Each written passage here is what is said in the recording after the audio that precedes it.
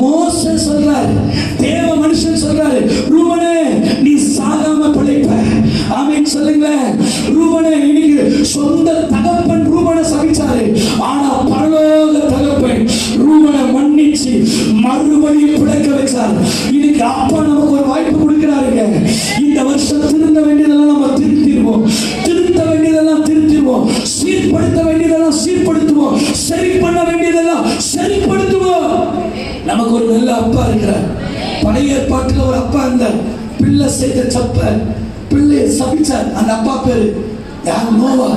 அப்பா, அந்த சொந்த அப்பாவை பிள்ளை என்ன பண்ணாரு? சபிச்சார். ஆனா புதிய ஏற்பாட்டில் ஒரு அப்பா பிள்ளை தப்பு பண்ணாலும் சபிக்கல, கட்டி அணைத்து அவனுக்கு ஒரு விருந்து வச்சு அவனை ஆசீர்வதிச்சார். நமக்கு ஒரு நல்ல தகப்பா இருக்கிறான். இது வரைக்கும் என்னன்னா தப்பு பண்ணிருக்கலாங்க, உன் வாழ்க்கையில ரூபனை போல தவறு செய்திருக்கலாம். ஆனா கர்த்தர் இன்னைக்கு தீர்க்கதரிசனம்